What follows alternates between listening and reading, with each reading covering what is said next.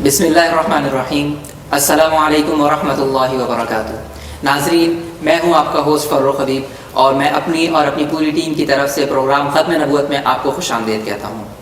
नाज़रीन, अक़ीदा ख़त्म नबूवत इस्लाम के बुनियादी अक़ाइद में से है और इस अक़ीदे के बारे में जानना हर मुसलमान के लिए निहायत ज़रूरी है, क्योंकि जब तक अक़ाइद हमारे सही नहीं होंगे या फिर हमें अपने अक़ाइद के बारे में मालूमात नहीं होगी तो फिर हम किस तरीक़े से इस्लाम पर अमल कर सकेंगे। तो इसी अक़ीदे की तरवीज व अशाअत के लिए हमने ये प्रोग्राम तरतीब दिया है।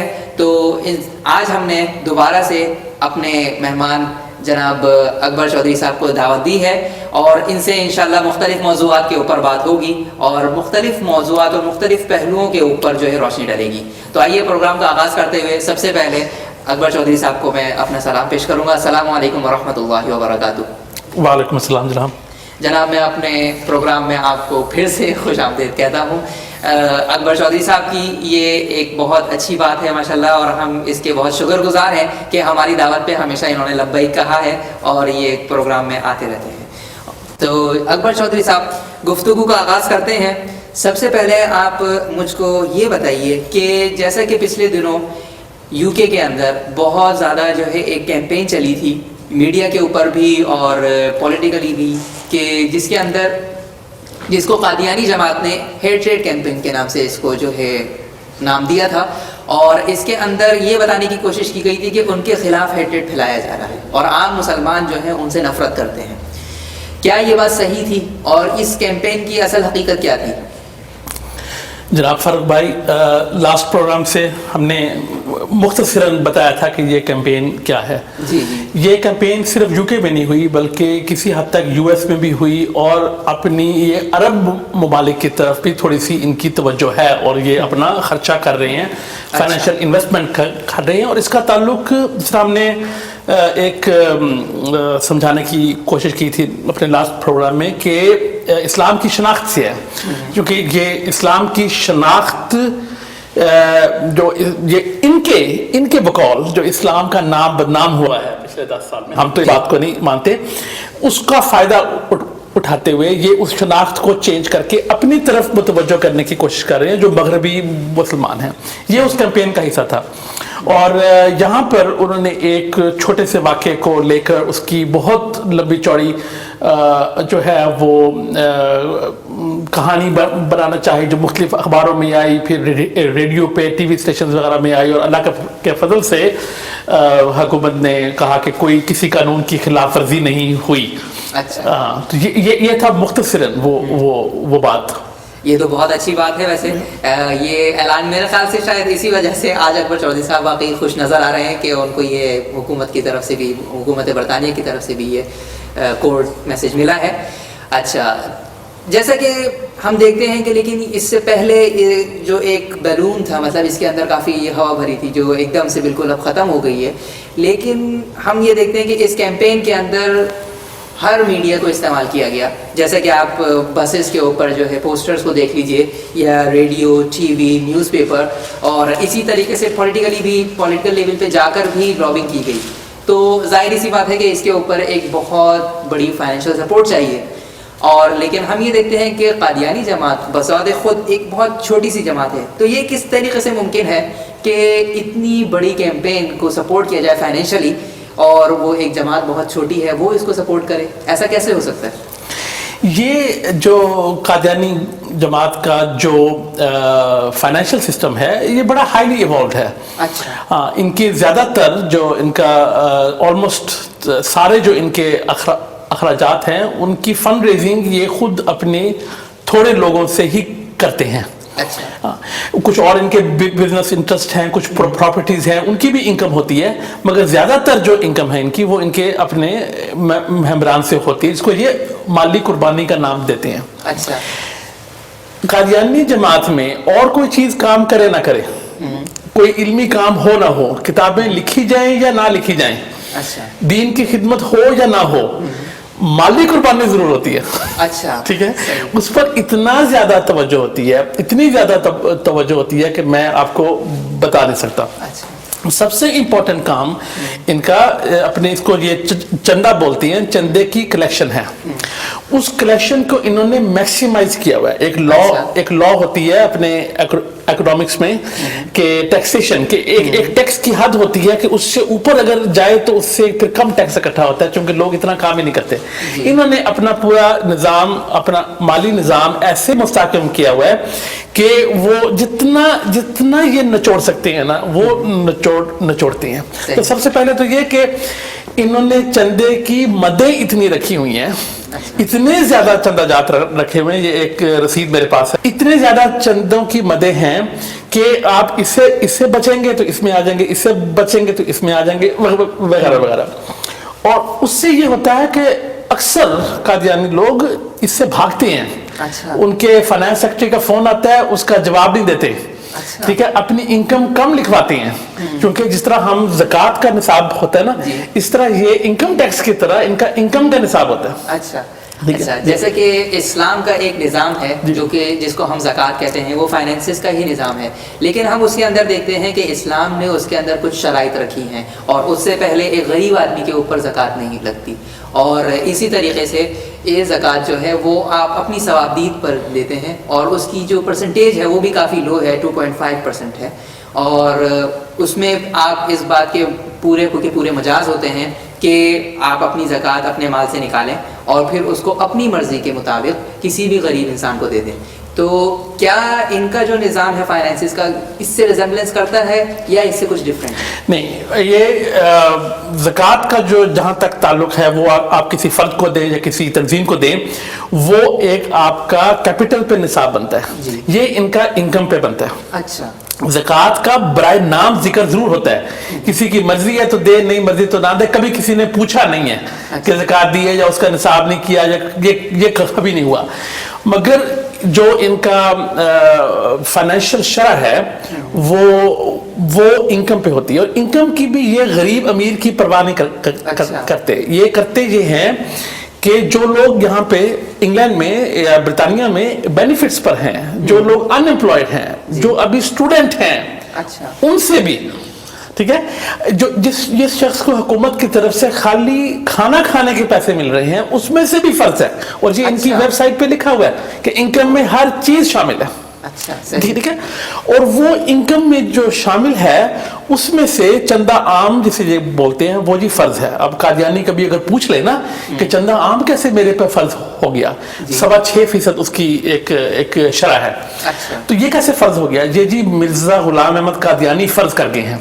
अच्छा, ये भी गलत है, ये भी गलत है। अच्छा, मिर्जा साहब ने अपनी किताब में एक दफा लिखा, बहुत पहले अपने शुरू के अवाइल अयाम में, कि ईसाई जो अपने मजहब के लिए इतना पैसा देते हैं, तो क्या मुसलमान रुपए पे आना भी नहीं दे सकते? अच्छा, बस इतना उन्होंने सवाल पूछा।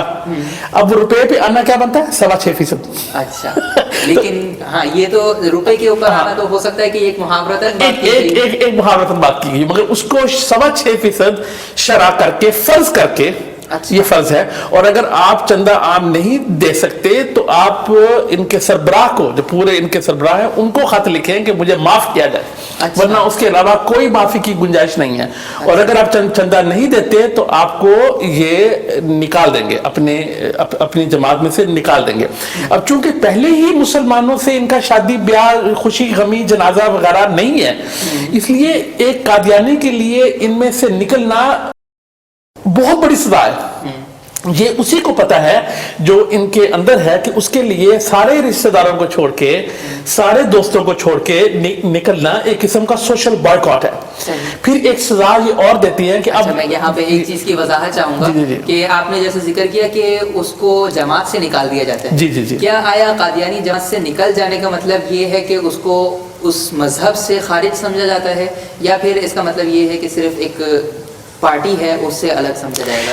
یہ بہت اچھا سوال ہے. ایک زمانہ تھا کہ جب دونوں ہی مطلب تھے اس کے, مگر چونکہ مغربی ممالک کے قوانین ایسے ہیں کہ ان میں یہ اس کو عقیدے سے تو نکال نہیں سکتے, مگر یہ پھر اس کو کہتے ہیں کہ ہم نے تنظیم سے تمہیں, جسے ایکس کمیونیکیشن کہتے ہیں, یہاں پہ چرچ بھی کر لیتا ہے کہ ہم تم سے تعلق نہیں رکھنا چاہتے. مگر اس کا کیا ہوتا ہے کہ وہ کسی کا عقیدے پہ تو وہ یقین نہیں, کسی کا تو نہیں ہے. اگر وہ ان کی عبادت گاہ میں آئے گا یا ان کی میٹنگ میں آئے گا تو تب کوئی اس سے بات نہیں کرے گا. ٹھیک ہے, وہ بیچارہ آئے گا, آ کے گھوم پھر کے چلا جائے گا. ہاں, تو وہ اس کو اگر وہ روکنا چاہیں تو قانون اس کی بھی یہاں پہ اجازت دیتا ہے کہ اگر آپ کسی گروپ کے ممبر نہیں ہیں تو آپ اس کی جگہ پہ نہ جائیں. قانوناً وہ یہ سیف ہے, مگر کسی کو وہ عقیدے میں سے نہیں نکال سکتے ان ملکوں میں, اور چونکہ یہاں پہ اس چیز کی پابندی ہے. پھر معافی ہم مسلمان تو یہ سمجھتے ہیں کہ معافی تو اللہ تعالیٰ سے مانگی جاتی ہے اپنے گناہوں کی یا غلطی کی. معافی ان کے ہاں ان کے سربراہ جو اس کو خلیفہ بولتے ہیں اس سے مانگی جاتی ہے. اور لوگ گھبرا کے معافی پہ معافی لوگ بعض دفعہ 50-100 دفعہ خط لکھتے ہیں معافی کے, کیونکہ ان کی پوری زندگی ہی ختم ہو گئی ہوتی ہے. ان کے والدین, ان کے بچے, ان کے بہن بھائی ان سے بات نہیں کرتے. جی, تو اس کو یہ اخراج بولتے ہیں, اخراج از جماعت. اور یہ انہوں نے جو اپنا اس کو ہم کلٹ کہتے ہیں, بڑی سے بڑی غلطی پہ اخراج نہیں ہوگا اور چھوٹی سے چھوٹی غلطی پہ اخراج ہوگا. اس سے پتہ چلتا ہے کہ اصل ان کا نظام کیا ہے. پیسے کے معاملے میں اخراج ہوگا, شادی بیاہ کے موقع پہ گانا لگانا یا ایسی کوئی بات کرنی اس سے اخراج ہوگا, حالانکہ ہم اس کو ایک بہت معمولی بات سمجھتے ہیں. اگر کوئی بینیفٹس لیتے ہوئے کام کر رہا ہے, ٹھیک ہے, بینیفٹس بھی لے رہا ہے اور ساتھ کوئی غیر قانونی طور پر کام بھی کر رہا ہے, اس کا کبھی اخراج نہیں ہوگا. تو ایک اخلاقی کمزوری یا ایک مالی خیانت یا حکومت سے ایک جھوٹ کا جو مرتکب ہے اس پہ کوئی چیز نہیں ہے, مگر چونکہ اس سے مال آتا ہے. تو اس لیے پورا نظام اور پورے اصول اور قوانین جس چیز میں 100% فعال ہیں وہ مال کا نظام ہے. اب چندہ عام سے آگے بڑھتے ہیں تو ان کے ہاں وصیت میں انہوں نے, مرزا صاحب نے ایک قبرستان بنایا جس کا نام رکھا بہشتی مقبرہ. کہ تم 10% دو اپنے جائیداد کا مرنے پر. تو انہوں نے پھر یہ کہا کہ عیسائی عورتیں بہت سارا مال چھوڑ جاتی ہیں عیسائیت کی تبلیغ کے لیے. تو مسلمان بھی جن کو اس وقت جن کے ساتھ تھے وہ کہ آپ لوگ بھی اپنے مرتے وقت, وفات کے وقت وصیت کر جاؤ کہ 10% اپنا مال اسلام کے لیے یا ان کی جماعت کے لیے آپ دے کر جاؤ گے. ٹھیک ہے, اس کو آگے انہوں نے اس نظام کو ایسے, اب آپ دیکھیں کہ 6.25% اور 10% میں 3.25% کا فرق ہے.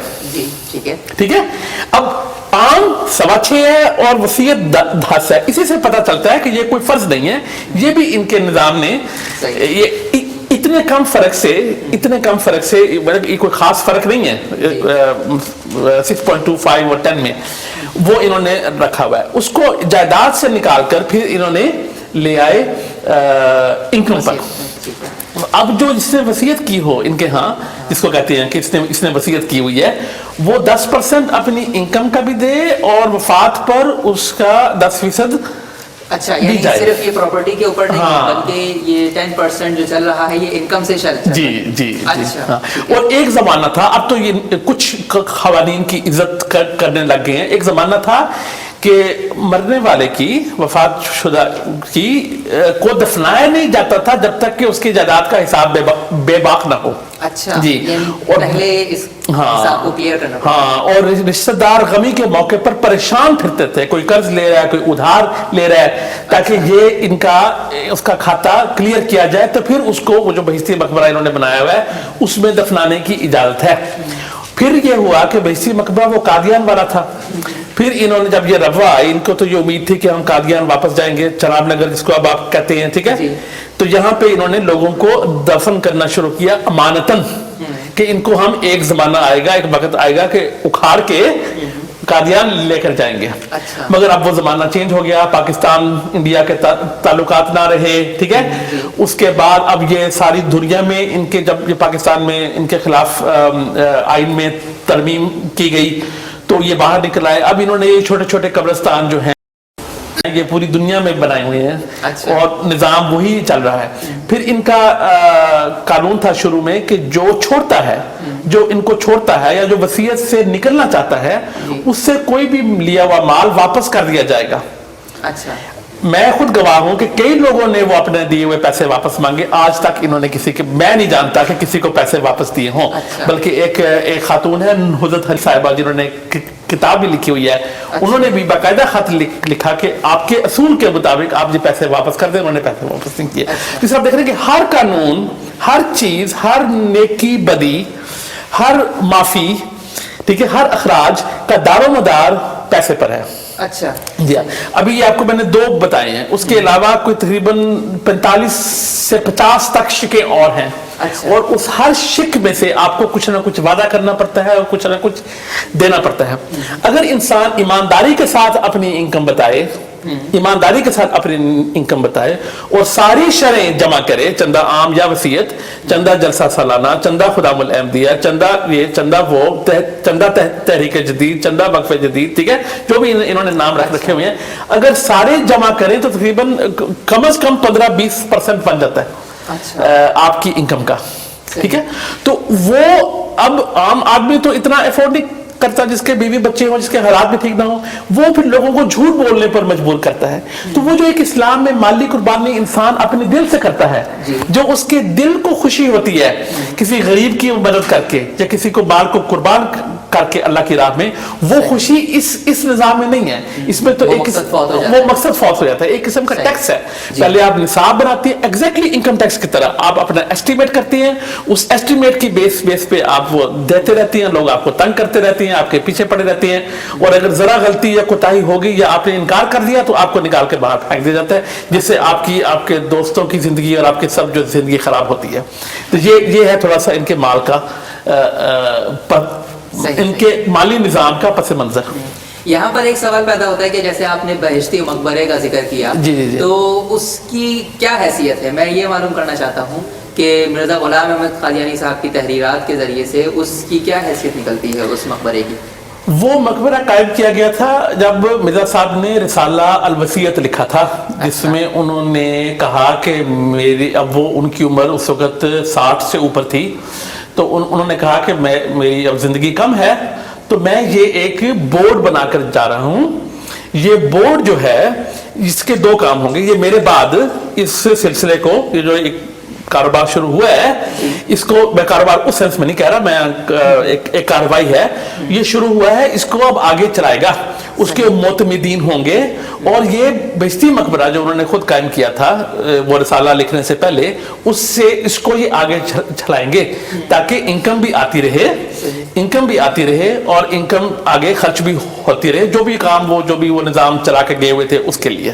اس سے اس کا آغاز ہوا تھا. اچھا, آپ کو نہیں لگتا کہ جس طریقے سے آپ نے ان کا یہ فائنینشیل سسٹم بتایا ہے کہ اس طریقے سے یہ اپنے فائنینسز کو سپورٹ کرتے ہیں, تو جس کے اندر مختلف مدات ہیں, مطلب مختلف پرسنٹیجز ہیں ہر مد کے لیے, تو یہ اسلام کے بجائے یہ کرسچینٹی سے زیادہ قریب لگتا ہے, کیونکہ اسلام کے اندر تو اس طریقے کا کوئی کانسیپٹ نہیں ہے کہ انکم کے اوپر ٹیکس لگ رہا ہو, اور وہ ٹیکس بھی اس طریقے کا ہو کہ اگر نہیں دیا گیا تو اس کے اوپر اتنی سخت کارروائی ہوگی کہ ان کو جو ہے اپنی جماعت سے نکلنا پڑ جائے گا, اور ان کا مکمل طور پہ بائیک آؤٹ ہوگا کہ ان کے والدین, ان کے بہن بھائی بھی ان سے بات نہیں کریں گے.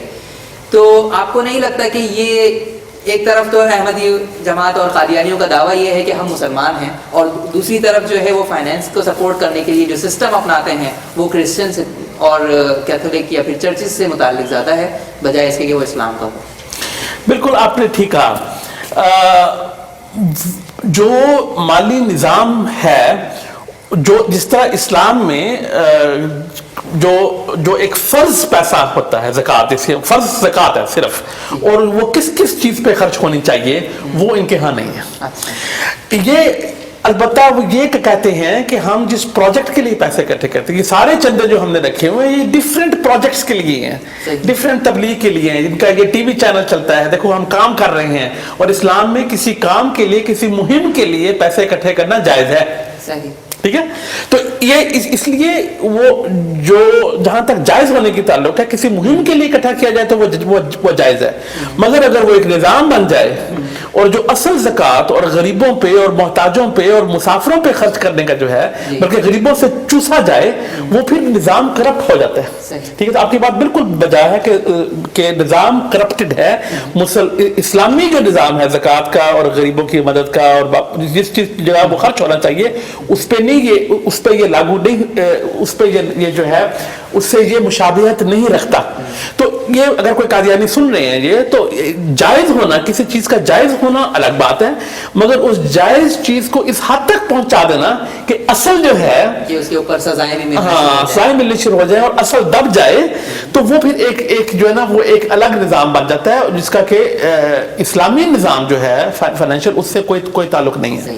ایک سوال یہ آتا ہے ذہن میں کہ جیسے کہ آپ نے بتایا کہ یہ وہ مصارف زکوٰۃ جیسے اسلام کے اندر ڈیفائن ہے کہ ان لوگوں کو دینا ہے، اور جب تک کہ ایک مسلمان اپنی زکوٰۃ کو ان لوگوں تک نہیں پہنچا دیتا اس کی زکوٰۃ ادا نہیں ہوتی.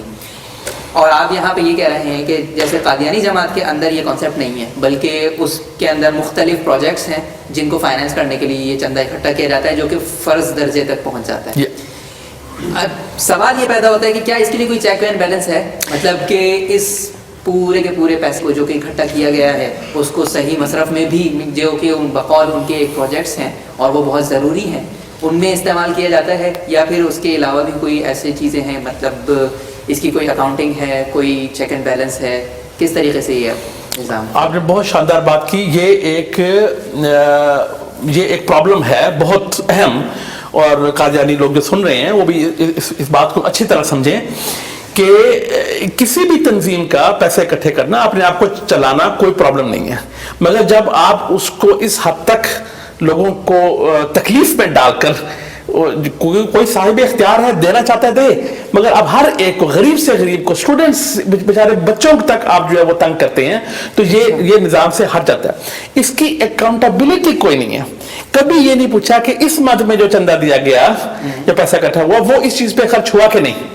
اب اکاؤنٹیبلٹی کے بغیر اگر یہ اپنے آپ کو پروگریسو کہتے ہیں اور ماڈرن کہتے ہیں اور کہتے ہیں ہم اصلی اسلام میں، تو اکاؤنٹیبلٹی تو ہوتی ہے.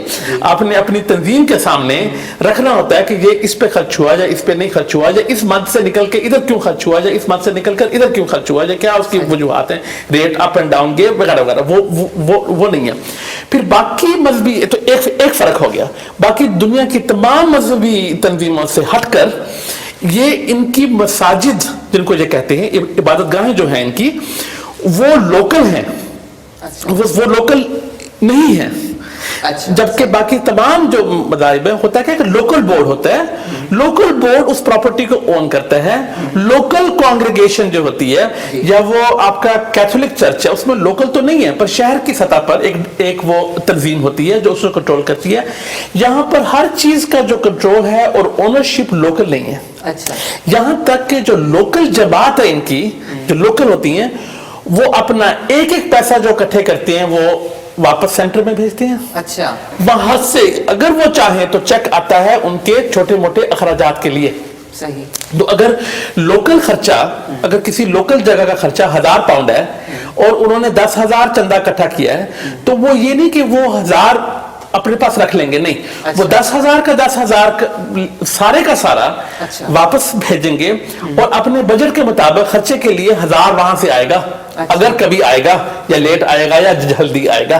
تو اس طرح جو طاقت کا جو پاور کا کنٹرول ہے وہ لوکل آرگنائزیشن کے پاس نہیں ہے.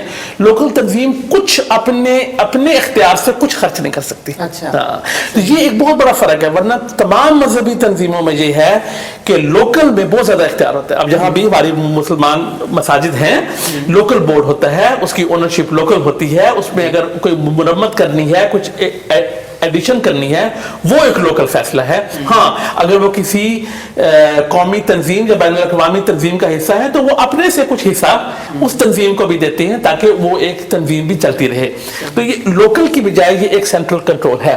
اور چونکہ وہ ایک کلٹ ہے, کوئی آواز اٹھائے یا کوئی کبھی سوال پوچھے, ٹھیک ہے, آؤٹ, اخراج. اس لیے جب سوال پوچھا ہی نہیں جاتا, جو لوگ قادیانیوں میں رہ گئے ہیں وہ سوال پوچھنے والے اب نہیں ہیں, چونکہ ان کے سامنے مثالیں موجود ہیں کہ جس نے سوال پوچھا یا جس نے اکاؤنٹیبلٹی مانگی اس نے گویا کہ ان کے عقائد پر اٹیک کیا. اس نے کہا یہ الہی جماعت نہیں ہے یہاں تک. تو اس لیے انہوں نے لوگوں کے دماغ میں مالی اکاؤنٹیبلٹی اور عقیدے کو گڑبڑ کر دیا ہے, مکس کر دیا ہے, جس کی وجہ سے لوگ سمجھتے ہیں کہ شاید پروجیکٹ پہ خرچ کرنا یا احتساب جو ہے وہ ہمیں مذہب سے دور لے کے جاتا ہے. حالانکہ اس کا الٹ ہے, احتساب تو دین کا حصہ ہے. احتساب کرنا اور حکمران کا اور حاکم کا احتساب جو ہے اگر وہ اچھے انداز میں کیا جائے, پولائٹلی کیا جائے, اور حاکم بھی اگر اچھا ہے تو وہ خود اپنی اکاؤنٹیبلٹی وغیرہ جو ہے وہ اس کو سامنے رکھتا ہے. اس سے ایک اور آخری بات کروں کہ بہت بڑی پراپرٹیز کی ایک فہرست ہے جو بنتی جا رہی ہے. اچھا, تو جہاں پر ان کا لوکل جو ہے, لوکل اگر ان کے ایک شہر میں 2 لوگ بھی ہیں یا 4 لوگ بھی ہیں تو ایک وہاں پر یہ اپنی عبادت گاہ بنوا دیں گے. اس سے 2 فائدے ہوتے ہیں. ایک تو وہاں پہ 2-4 خاندان جو ہیں وہ بڑھ چڑھ کر قربانی کرتے ہیں بقول ان کے, تاکہ وہاں پہ ان کی عبادت گاہ بن جائے, ٹھیک ہے. ایک تو وہ ان سے چندوں کے علاوہ بھی ایکسٹرا بھی نکلوا لیا. دوسرا اس کی ملکیت لوکل نہیں ہے, اس کی ملکیت مرکز کی ہے, جو ان کا مرکز ہے, ٹھیک ہے. تو یہ بھی جگہ عبادت گاہیں کھولنا, بلکہ کئی جگہ ان کو انکار ہو گیا. کل بھی اخبار میں آیا ہوا تھا, ایک جگہ ان کو انکار ہو گیا کہ تمہاری یہاں پر تعداد ہی نہیں ہے.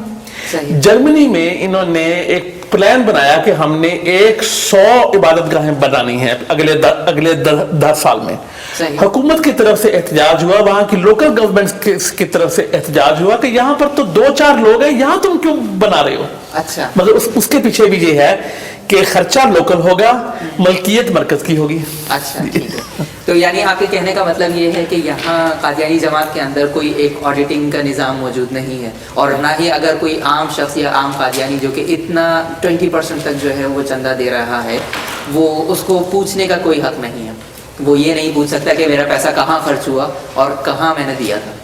بالکل بالکل. آڈیٹنگ کا قانونی طور پر تو انتظام ہے. ایک انٹرنل آڈیٹر ہوتا ہے, ایک ایکسٹرنل آڈیٹر ہوتا ہے.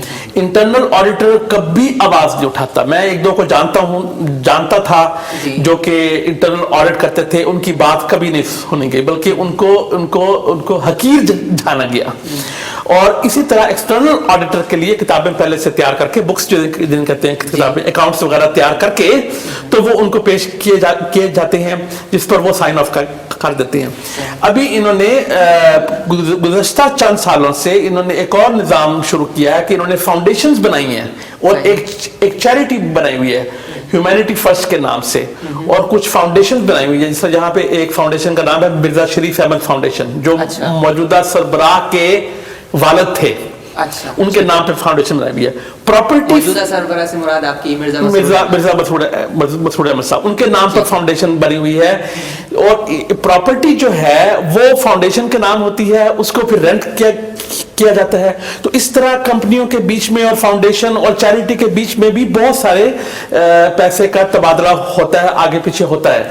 ہاں, مگر وہ ایکسٹرنل اکاؤنٹنٹ کو بڑے سمپل سے اکاؤنٹس دکھائے جاتے ہیں.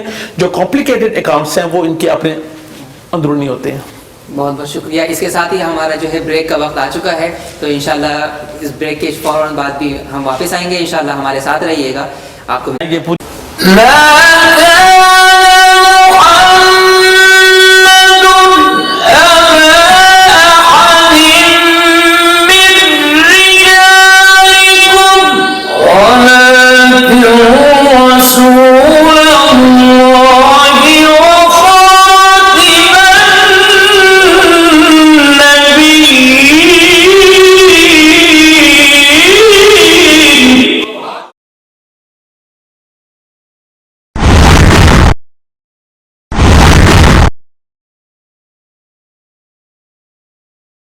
ویلکم بیک ناظرین.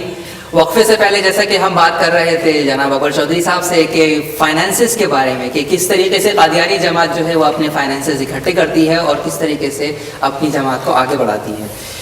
جس طریقے سے آپ بات کر رہے تھے اکبر چودھری صاحب، یہ بتائیے کہ اتنی زیادہ مسجدیں، جیسا کہ آپ بتا رہے کہ 100 مسجدیں جو ہے وہ جرمنی کے اندر بنانے کا ایک پروجیکٹ تھا، تو آخر مسجدیں اتنی کیوں بنائی جا رہی ہیں؟ کیا مسلمانوں کے لیے یعنی قادیانی جماعت کے لیے جو موجودہ مسجدیں ہیں وہ کم پڑ گئی ہیں، یا اس کے پیچھے کوئی اور چیز مقصد ہے؟ یہ تین چیزیں اکٹھی ہوتی ہیں. ایک تو چونکہ انہوں نے مسلمانوں سے الگ رہنا ہے، ایک متوازی مذہب ہے، اس لیے وہ مسلمان کی مسجد میں نماز پڑھنے نہیں آئیں گے، ان کی عبادت گاہیں الگ ہیں، تو وہ اس لیے ان کو کوئی نہ کوئی اکٹھا ہو کے بنانا پڑتا ہے.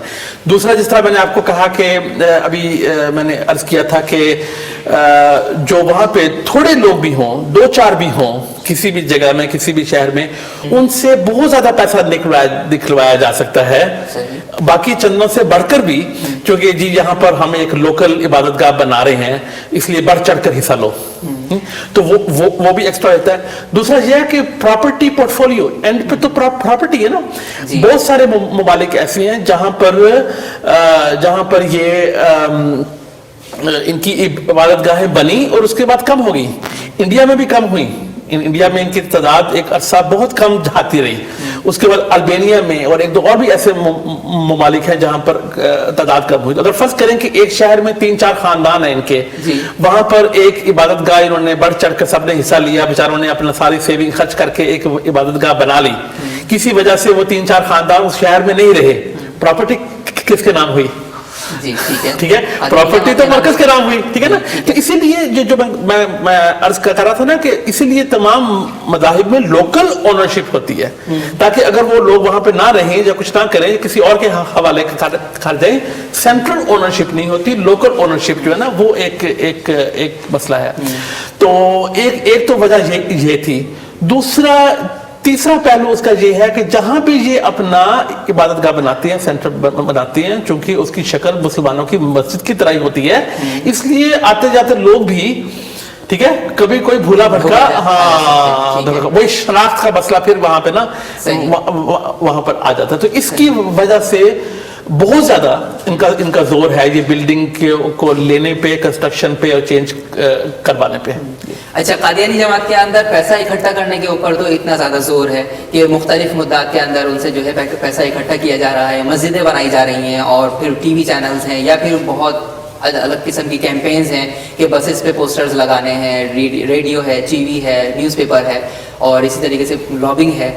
تو اتنی سارے مدعات کے اندر تو یہ خرچہ ہو رہا ہے، لیکن سوال یہ ہے کہ ایک عام قادیانی جو کہ اتنے پیسے خرچ کر کے، جس کے خون پسینے کی کمائی جو ہے وہ ان چیزوں میں لٹائی جا رہی ہے، آخر میں ایک عام قادیانی کیا اس سے بینیفٹ ہوتا ہے، اس موجود چندے سے یا پھر اس پوری کی پوری کلیکشن سے؟ کیا ایک عام قادیانی کو کچھ حصہ ملتا ہے؟ نہیں، اس کا جواب شارٹ آنسر از نو. ٹھیک ہے، اب میں چند باتیں کروں گا آپ سے. اگر قادیانی سن رہے ہوں تو وہ بھی ذرا غور سے سنیں کہ قادیانی اتنا جو پیسہ خرچ کرتے ہیں یہ اپنی سیاستدانوں پہ اور اپنی کیمپینز پہ، مسلمانوں کی شناخت چھیننے کے پیچھے، یہ اپنے لوگوں کے لیے کیا کر رہے ہیں. کتنے کالجز اور یونیورسٹیز انہوں نے بنائی ہیں، کتنے اعلیٰ تعلیم کے مراکز انہوں نے بنائے ہیں. یہ کہتے ہیں کہ یہ ڈاکٹر عبدالسلام قادیانی تھے، ان کو پاکستان نے عزت نہیں دی. گورنمنٹ کالج لاہور میں ڈاکٹر سلام کے نام پر ایک انسٹیٹیوٹ قائم ہے جو جہاں سے انہوں نے تعلیم تھی. قادیانی یہ بتائیں کہ انہوں نے ڈاکٹر سلام کے نام پر کون سا انسٹیٹیوٹ قائم کیا؟ ٹھیک ہے. تو اسی طرح جو عوام ہے اس کو چونکہ اتنا زیادہ مسلمانوں سے نفرت دلائی جاتی ہے، مسلمان علماء سے نفرت دلائی جاتی ہے، ہماری مخالفت ہو رہی ہے، کلٹ ذہن ہے، اس لیے وہاں پہ اکثر جو سادہ لوگ قادیانی ہیں وہ اس بات سے سوال ہی نہیں اٹھاتے کہ یہ جو کروڑوں کے پیسہ تم اکٹھا کر رہے ہو، اس کو تم ہماری فلاح، چلو باقی دنیا کی فلاح تو چھوڑو، جس طرح آغا خان گروپ ہے وہ پیسے اکٹھے کرتے ہیں، وہ جو بھی ادارہ قائم کرتے ہیں عوام کی فلاح کے لیے، بہت سارے ان کے ادارے ہیں. تو چلو باقی لوگوں کو تو چھوڑو, ہماری فلاح کے لیے تم کیا کر رہے ہو؟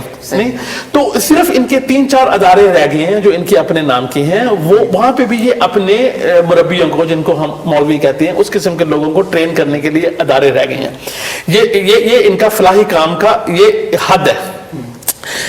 چناب نگر میں, روا میں جو اسکول, کالج اور ہسپتال تھا, وہ اب حکومت چلاتی ہے. تو اگر وہ حکومت چلاتی ہے تو تم کہیں اور بنا لو. آج کل تو پاکستان میں پرائیویٹ یونیورسٹیز, پرائیویٹ ہسپتال, وہ بھٹو کا دور تھا PPP کا, جب یہ انسٹیٹیوشنز نیشنلائز ہوئی تھی, ذوالفقار علی بھٹو کا, سوری, ٹھیک ہے نا. اور اب تو کوئی پابندی نہیں ہے, اب تو یونیورسٹیز پہ کوئی پابندی نہیں ہے, ہسپتالوں پہ کوئی پابندی نہیں ہے, تو اب کیوں کوئی ادارہ نہیں ہے؟ صحیح, ٹھیک ہے. تو یہ وہ سوال ہے جو یہ لوگ, ان لوگوں کو پوچھنے چاہیے, ٹھیک ہے, کہ یہ فلاح پر کیا خرچ ہو رہا ہے, کتنی ریسرچ ہو رہی ہے. اب آپ اگر ان کا TV چینل دیکھیں, اس پر کوئی قادیانی عالم نہیں ہے جو کسی موضوع پر بھی کسی دوسرے انسان کے ساتھ گفتگو کر سکے, دین پر, مذہب پر, فلسفے پر, ٹھیک ہے, سوشیولوجی پر, اکنامکس پر کوئی گفتگو نہیں ہے. ایک بچگانہ قسم کی باتیں چلتی رہتی ہیں جس سے لوگ محظوظ رہتے ہیں, اور دوسرے مسلمانوں سے اتنی نفرت کی جاتی ہے کہ وہ کبھی اپنا وہ سوال ہی نہیں پوچھتے. تو آپ کا سوال کا جواب یہ کہ نہیں, بالکل فلاح پہ, انسانیت کی فلاح تو بڑی دور کی بات ہے, اپنی فلاح پر بھی خرچ نہیں کرتے.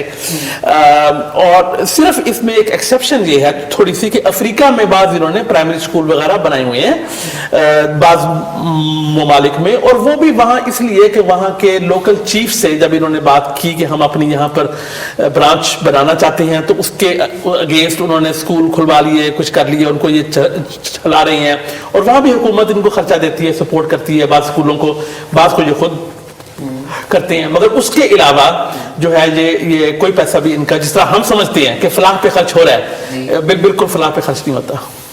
تو اب اس سے تو ہم کو ویسے یہ پتا چلا کہ ایک عام قادیانی جو ہے وہ اس سے بالکل بھی جو ہے مفید نہیں ہو سکتا.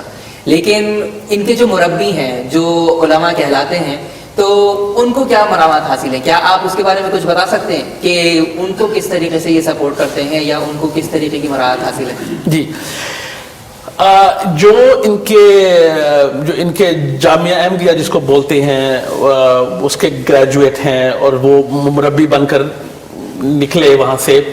اول تو یہ کہ احمدی جو قادیانی سادہ لوگ ہیں, ان میں بڑی شوق ہوتا ہے کہ وہ اپنے ذہین بچوں کو وہاں پر بھیجیں.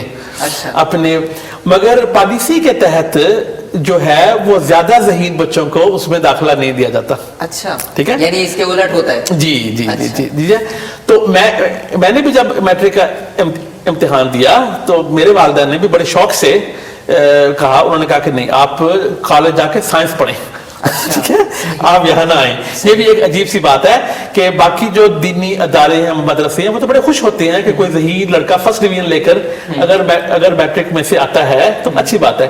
یہ سیکنڈ ڈویژن زیادہ تر لیں گے, تھرڈ بھی بعض لیتے ہیں, مطلب کہ یہ ایسے لوگ دیں گے. پھر اس کے اندر جو ان کو سکھایا جاتا ہے, جو ان کو تعلیم دی جاتی ہے, سوائے عربی کے چند الفاظ, ان کو کوئی ایسی تعلیم نہیں دی جاتی جس سے, عربی بھی اچھی نہیں سکھائی جاتی جس سے کہ وہ باہر کوئی نوکری یا ملازمت کر سکے. اچھا, ٹھیک ہے, اس لیے وہ چھوڑ نہیں سکتے.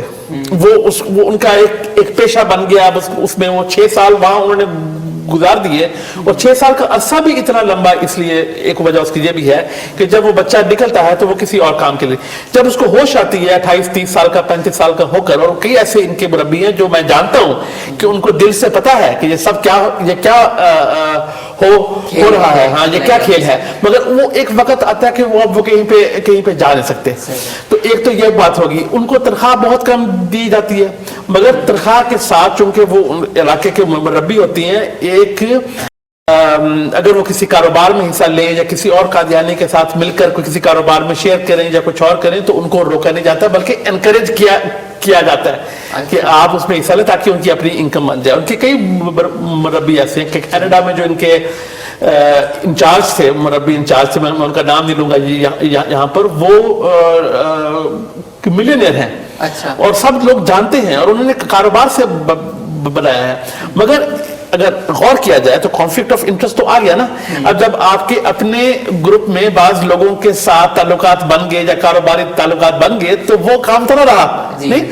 تو وہی اگر یہ پراپر تنخواہ دیں اور پراپر طریقے سے رکھیں مگر مالی طور پر ان کو کہیں کہ نہیں آپ نے اور کوئی کام نہیں کرنا, ٹھیک ہے, آپ نے صرف یہ کام کرنا ہے, تو وہ ایک پروگریسو آرگنائزیشن, ایک صحت مند تنظیم کی نشانی ہوگی. مگر نہیں, مال میں جتنا مرضی کماؤ, جیسے مرضی کماؤ, اچھا حصہ دیتے رہو. اچھا, اب تھوڑا سا پروگرام کے ٹاپک کو جو ہے وہ تبدیل کرتے ہیں, تھوڑا سا پالیٹکس کی طرف آتے ہیں. جی. اور ہم یہ معلوم کرنا چاہیں گے کہ قادیانی جماعت کا یو کے یا پھر اس کے علاوہ کسی اور ملک کے اندر جیسے ہم دیکھتے ہیں کہ ان کا انفلوئنس جو ہے وہ بڑھانے کی کوشش کی جا رہی ہے, تو وہ کیا ہے, مطلب پولیٹیکل انفلوئنس جو ہے وہ ان کا کس قدر ہے؟ جی, ایک تو میں نے آپ سے ہم نے ڈسکس کیا تھا لاسٹ ویک کے پروگرام میں کہ کیسے یہ ایک گلوبل ایک موقع کا فائدہ اٹھا رہے ہیں, ایک سیاسی موقع کا فائدہ کہ یہ اپنے آپ کو مسلمان کر پریزنٹ کر رہے ہیں. اس سے الٹیمیٹلی نقصان ان کو ہی ہوتا ہے جب آہستہ آہستہ, جیسا اب یہ واقعہ ہوا یہاں پر یو کے میں, یہ کیمپین جو انہوں نے کی کہ یہ ہیٹ کیمپین ہو رہی ہے ہمارے خلاف, اس سے کیا ہوا کہ صحافیوں کی ایک نئی جنریشن, ایک نئی جو ہے نسل, اس کو ان کے بارے میں پتہ چل گیا. اسی طرح سیاستدانوں کی ایک نئی جنریشن کو بھی اس کے بارے میں پتہ چل گیا. اس لیے ہم کبھی خاموش نہیں بیٹھ سکتے, جہاں پہ موقع ملتا ہے ہم آواز جو ہے وہ اٹھاتے ہیں. تو میں نے ریسرچ کی ہے اس پہ بہت زیادہ. برطانوی حکومت جو ہے وہ مرزا غلام احمد کے زمانے سے لے کر اب تک ٹالریٹ کرتی ہے, چونکہ اگر کوئی ان کو نقصان نہیں پہنچا رہا تو ان کا یہ ایک قانون پسند قوم ہے, یہ اس میں کوئی عمل دخل نہیں کرتے. یہ اپنا بہت بڑا اعزاز سمجھتے ہیں اگر ان کے تقاریب پر اور ان کے جلسوں پر ممبر آف پارلیمنٹ آ جائیں, سیاستدان آ جائیں, ان کو انوائٹ کرتے ہیں, بلاتے ہیں اور ان کا احسان چکاتے ہیں پھر کام کر کے. اچھا, ٹھیک ہے, تو کسی کی کیمپین ہے اس میں وہ اس کا بے بہا کام کریں گے, اپنے سارے لوگوں کو اکٹھا کر کے اس کے فلائر بانٹیں گے, یہ کریں گے, وہ کریں گے. اس طرح ایک قسم کی مفت ورک فورس مل جاتی ہے. یہ امریکہ میں بھی کرتے ہیں, کینیڈا میں بھی کرتے ہیں, یو کے میں بھی کرتے ہیں, کسی حد تک آسٹریلیا میں بھی انہوں نے شروع کر دیا ہے کہ کینڈیڈیٹس کو سپورٹ کرنا. کسی خاص پارٹی کو سپورٹ نہیں کرتے مگر اکثر لبرل جو ہے نا, لیفٹ سینٹر لیفٹ جس کو ہم بولتے ہیں, ٹھیک ہے, یہاں پہ وہ لیبر پارٹی کہلائے گی, ٹھیک ہے, کینیڈا میں وہ لبرل جو ہے وہ پارٹی کہلائے گی, اس کو زیادہ تر یہ سپورٹ کرتے ہیں. اس کی وجہ سے ان کے ساتھ سیاسی تعلقات اچھے ہوتے ہیں, جس کو یہ استعمال کرتے ہیں پاکستان پر دباؤ ڈالنے کے لیے. اچھا, تو سب سے بڑا استعمال جو ہے وہ پاکستان پہ اگر کوئی پرابلم ہو جائے, کوئی گرفتار ہو جائے, کوئی اریسٹ ہو جائے, کچھ اور ہو جائے, تو پاکستانی حکومت پر دباؤ فوراً پڑتا ہے. بلکہ ایک دو دفعہ واقعات ہوئے کہ یہ ان کے جو سربراہ ہیں مرزا مسرور, ان کے کسی عزیز یا ان سے جو پچھلے سربراہ تھے مرزا طاہر, ان کے کسی عزیز کا وہاں پر پاکستان میں کچھ قانونی مسئلہ پیدا ہو گیا. تو کینیڈا سے ممبر آف پارلیمنٹ خود گئے. اچھا, جی. تو جب آپ کسی کو الیکٹ کرنے میں اس کی آپ ہیلپ کریں گے تو آپ صاف ظاہر ہے کہ وہ آپ کا ممنون ہوگا, تو یہ ہوگا. مگر سیاسی طور پر حکومتیں کیا سمجھتی ہیں, وہ بھی ان کو ایک کلٹ سمجھتی ہیں. ان کو ان سے نہ کوئی خطرہ ہے نہ کوئی فائدہ ہے. یعنی کہ یہ بالکل گیو اینڈ ٹیک والی بات ہو گئی کہ اس ہاتھ دو اور اس ہاتھ دو, لیکن اس کے اندر کوئی بھی ان کے پاس جو ہے وہ کسی بھی قسم کی کوئی ہمدردی یا اچھائی نہیں ہے کہ اس کو برطانیہ کی حکومت یا کوئی بھی پولیٹیکل شخصیت جو ہے وہ ان کو ان کی اچھائی کی وجہ سے اچھا سمجھتی ہے.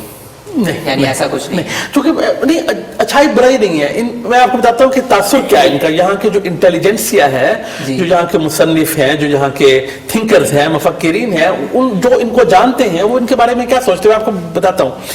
ایک کلٹ کی طرح, جس طرح کہ یہ سائنٹولوجی ہے یا جس طرح یہ جہوواز وٹنسز ہیں, نہ کسی کو فائدہ پہنچاتے ہیں نہ کسی کو نقصان پہنچاتے ہیں, مگر چونکہ وہ کلٹ ہیں, چونکہ ان کے اندر وہ فلسفہ اور عقل موجود نہیں ہے, اس لیے وہ کسی کے بھی ساتھی نہیں ہو سکتے. کیونکہ دیکھیں, ایک وہ تنظیم کسی کی مخالف یا ساتھی ہوتی ہے جس میں کچھ گہرائی ہو, جس کا کوئی ایک فلسفہ ہو, جس کا کوئی عقیدہ ہو, ٹھیک ہے نا. جو ایک تھالی کا بینگن ہو, تھالی کے بینگن کا تو کوئی اپنا نہ دوست سمجھتا ہے نہ اس کو دشمن سمجھتا ہے. تو ایک قسم کا یہ ایک کاروبار ہے جو یہ مرزا فیملی کا ہے. پیسے اکٹھے کرتے ہیں لوگ. بعض وہی خاندان ہیں جنہوں نے مرزا صاحب کو مانا تھا, جن کے آبا و اجداد نے مانا تھا, وہی چلتے آ رہے ہیں, ان میں افزائش ہو رہی ہے. بہت کم لوگ باہر سے آتے ہیں اور بہت کم جو ہیں دانشور لوگ مفکر لوگ جو ہیں وہ زیادہ اہمیت نہیں دیتے ان کو. وہ اہمیت دیں تو تب حکومتیں ان کو اسٹریٹجیکلی اپنا یا تو پارٹنر قرار دیں یا ان کو اسٹریٹجیکلی اپنا دشمن قرار دیں. ٹھیک ہے, یا مگر جس میں گہرائی نہ ہو, جس میں گہرائی نہ ہو, اس سے نہ حکومت کو کوئی فائدہ ہے نہ اس کو کوئی نقصان ہے. تو آپ کا کہنے کا مطلب یہ ہے کہ جیسے قادیانی جماعت کے پاس کوئی پولیٹیکلی لائن آف ایکشن نہیں ہے بنیادی طور پہ, وہ ایک کلٹ کی طرح پھیل رہی ہے. میرا سوال یہ ہے کہ آپ کیا سمجھتے ہیں ایک عام قادیانی کے بارے میں کہ جو اتنا پس رہا ہے, کہ وہ ایگزاسٹ نہیں ہو گئے ہوں گے اس وقت؟ بہت زیادہ, اتنی زیادہ جو ہے وہ فرسٹریشن پائی جاتی ہے. میں اگر یاد کروں کہ میں جب بچپن میں ٹینز میں تھا, 20s میں تھا, اور تقریباً سارے میرے دوست ملنے والے سوائے چند کے کبھی نہ کبھی اس فرسٹریشن کا شکار تھے. مگر بات یہ ہے کہ چونکہ ہمارا کلچر ایسٹرن کلچر ہے. کیا اس بات کا انہوں نے آپ کے سامنے کبھی اظہار بھی کیا, یا آپ نے کبھی خود آبزرو کیا جب کہ آپ پچھلے زمانے میں جب قادیانی تھے, تو کیا آپ نے خود اس چیز کو فیل کیا کہ یہ ایک مایوسی پیدا کر رہی ہے عام قادیانیوں میں, اور ایک وقت آئے گا کہ یہ بوائلنگ پوائنٹ جو ہے وہ ریچ ہو جائے گا؟ ہاں, بوائلنگ پوائنٹ تو پتہ نہیں کب آئے گا, مگر یہ ہے کہ جو عام سادہ لوگ قادیانی ہیں وہ اس میں پھنسے ہوئے ہیں. تو پھر وہ کیا کرتے ہیں, ایک چھوٹا سا طبقہ ہوتا ہے جو ان میں ایکٹیو ہوتا ہے, اکثریت ایکٹیو نہیں رہتی. وہ بس اس کو اپنے ایک سوشل نظام سمجھ کر کہ شادی بیاہ خوشی غمی کے لیے رکھ کر اپنا وہ الگ ایک زندگی اختیار کر لیتے ہیں. ان میں سے کچھ چھوڑ بھی جاتے ہیں, جو چھوڑتی ہیں ان میں سے کچھ دائری بن جاتے ہیں, چونکہ وہ مذہب سے اتنے متنفر ہوئے ہوتے ہیں. اس لیے اکثر قادیانی, اکثر تو خیر نہیں, ایک اچھا حصہ قادیانیوں کو جو چھوڑتا ہے نا وہ لادین بن جاتے ہیں, کیونکہ اتنی ان میں وہ مذہب کے نام پر جو ان کے ساتھ برتاؤ کیا گیا ہے اس کی بیس پر ان کو اتنی نفرت ہو جاتی ہے حضرت سے ہی کہ وہ ایک قسم کے لادین بن جاتے ہیں. تو جہاں تک یہ رہا تعلق کہ ایک بوائلنگ پوائنٹ کب آئے گا, بوائلنگ پوائنٹ تب آتا ہے جب بوائلنگ پوائنٹ 3-4 دفعہ آ چکا ہے. یہ بھی آپ کو میں مطلب ایک ٹھیک ہے نا, اور مگر ہر دفعہ اس کو جو ہے وہ کنٹرول کر لیا گیا, بعض لوگوں کو نکال دیا گیا. پھر وہی لوگ کہتے ہیں یار میرا کھانا پینا یہاں ہے, ٹھیک ہے, میرے فیملی یہ ہے, میرا وہ ہے, وہ بھول جاتے ہیں. مگر وہ ایک بات یاد نہیں رکھتے کہ آج ان کے دماغ کام کر رہے ہیں, ان کو اردو عربی پڑھنی آتی ہے, اپنے بچوں کو کیوں چھوڑ کے جا رہے ہیں. تو میں نے جب چھوڑا میرے ذہن میں یہی خیال آیا, میں نے کہا کہ میں اگر کمپرومائز کر کے اپنے بلیف کے ساتھ کمپرومائز کر کے ان میں رہا, اور میں زبان سے تو کہوں گا کہ بچوں کی خاطر ہوں, مگر میرے بچے تو اردو نہیں پڑھ سکتے, وہ تو میری طرح فارسی عربی وغیرہ نہیں پڑھ سکتے, تو وہ کیسے اس حقیقت تک پہنچیں گے جس تک میں پہنچ چکا ہوں. تو کیوں نہ میں اپنے بچوں کی خاطر, تاکہ ان کو دوبارہ اس اسٹیج میں سے نہ پاس ہونا پڑے, نہیں میں ان کی خاطر چھوڑ جاؤں تاکہ کم از کم ان کو یہ اسٹیج میں سے نہیں گزرنا پڑے. ابھی جو آپ سے ذکر کیا تھا کہ بعض دفعہ بوائلنگ پوائنٹ آیا, تو آپ کو بتاتا ہوں کہ 1956 میں, بالکل ضرور بتائیے کیونکہ یہ کافی انٹرسٹنگ بات ہے. 1956 میں ایک حقیقت پسند پارٹی کے نام سے ایک تنظیم چناب نگر میں روا میں قادیانیوں کی ایک تنظیم بنی. اس میں سے چند لوگ تھے جو اپنے مرزا محمود صاحب کے جو ان کے دوسرے خلیفہ تھے, سربراہ تھے, ان کے کردار سے اتنے ان کو کردار پسند نہیں تھا, اور ان کی وہ ڈکٹیٹرشپ ٹائپ سے تنگ آ کر انہوں نے اپنا ایک گروپ بنا لیا, اور اس میں اچھے خاصے لوگ شامل ہو گئے, اور انہوں نے الگ گروپ بنایا جو اب تک اس کے بعض ممبران رہے ہیں. اور جنہوں نے وہ بنایا, چودھری غلام رسول صاحب نے, ان کا انٹرویو 2 ہفتے پہلے آیا. اب ان کی عمر ماشاءاللہ 85 سال کے لگ بھگ ہوگی. ان کا انٹرویو آیا اور سن کر بہت خوشی ہوئی. کہتے ہیں کہ جی اب میرے مطابق مرزا غلام احمد کے دعووں کو ماننا ضروری نہیں ہے. اچھا, ٹھیک ہے, اور میں اپنے آپ کو مسلمان تصور کرتا ہوں. ٹھیک ہے, یہ ابھی 2-4 ویک ہوئے ہیں. ان کا آپ کی یہ شیخ صاحب نے بھی اور سہیل بابا صاحب نے بھی اپنی سائٹ پر ان کا انٹرویو لگایا ہوا ہے. تو ایک تو وہ بغاوت ہوئی تھی. ایک 1914 میں جب یہ لاہوری گروپ الگ ہوا ہے, اس وقت وہ یہ بھی ہوا تھا. انہوں نے کہا کہ ہم ان کو نبی نہیں مان سکتے, جو بھی انہوں نے لکھا ہے ہم نبی نہیں مان سکتے, جس کی وجہ سے کہ نسبتاً وہ مسلمانوں کے قریب ہیں, लाहौरी निस्बतन मुसलमानों के करीब है, मुसलमानों में शादी करते हैं, नमाज पढ़ते हैं वगैरह वगैरह। नहीं, हाँ। मगर उससे क्या हुआ कि उससे उनकी वो शनाख्त भी थोड़ा कम होगी, तादाद भी कम होगी वगैरह वगैरह। फिर एक 1970s में एक बहाईज़म का दौर शुरू हुआ, जब बहुत सारे कादियानी नौजवान बहाई बन गए। अच्छा, हाँ, ये भी एक दौर आया। तो इस तरह करके बात आते रहे हैं, मगर इस सिस्टम को फर्क नहीं पड़ता, क्योंकि हमारे वो पंजाब में पीरी मुरीदी का सिलसिला ऐसा है कि वो लोगों के दिमागों में रचा बस है। हाँ, वो क्वेश्चन नहीं कर सकते, वो उसको इतनी इज्जत देते हैं, इतना मकाम देते हैं कि वो उससे नहीं कर सकते। मगर ये इंटरनेट की वजह से पिछले 10, 12, 15 साल में बहुत फर्क पड़ा है, जमीन आसमान का फर्क है। अब के लोग पढ़ते हैं, लोग आते हैं, हमें रोजाना 10-20 ईमेल्स आती हैं लोगों की, ये सवाल है, ये सवाल है। फोरम्स पे आपने देखा होगा, बेतहाशा सवाल है। यहां तक कि अब कादियानियों ने टीवी पर भी मसलों का जवाब देना शुरू किया है। ये तो 70-80 साल से कभी इन्होंने अपने अकायद की वजाहत नहीं की, तो अब वो वजाहत करते हैं, मगर ऐसे चोर अंदाज में कि मैं कभी कभी हंस पड़ता हूँ। अच्छा। अभी 2 दिन पहले एक शख्स ने फोन किया कि मिर्जा साहब की तबलीग रिसालत किताब में सफ़ा नंबर 17 पर लिखा हुआ है कि जिहाद, मैंने जिहाद मनसूख किया, या जिहाद आजकल के जमाने में जायज नहीं है। नहीं, बात वही फिनिश कर दी। आप सारी पढ़े ना, सारी किताबें पढ़े, वेबसाइट पर हैं, सारी पढ़े। अब कौन पढ़े? मिर्जा साहब की किताब पढ़ना तो PhD का काम है। इसलिए नहीं कि जुबान मुश्किल है, जुबान भी मुश्किल है, पर रब्त नहीं है, रब्त नहीं है। और बहुत कम कादियानी है जिन्होंने मिर्जा साहब की किताबें पढ़ी हुई हैं, 1% भी नहीं होंगे। जनाब अकबर चौधरी साहब, आपका बहुत बहुत शुक्रिया कि आप हमारे प्रोग्राम में तशरीफ लाए। इंशाल्लाह मुस्तकबिल में भी अगर आपकी ज़रूरत पड़ी, इंशाल्लाह हम आपको मदऊ करते रहेंगे और आपसे बहुत काम की बातें जो है वो पूछते रहेंगे। और हमारे नाज़रीन का भी शुक्रिया बहुत बहुत कि वो इतने शौक से हमारा प्रोग्राम देखते हैं, और आइंदा भी देखते रहिएगा। हम इसको मज़ीद इंटरेस्टिंग बनाने के लिए इसमें मज़ीद नई चीज़ें भी लेके आते रहेंगे और नए गेस्ट से भी आपकी मुलाकात कराते रहेंगे। तो जब तक के लिए हमको इजाज़त दीजिए। मैं हूँ आपका मेज़बान फ़र्रुख हबीब। अस्सलामु अलैकुम व रहमतुल्लाह।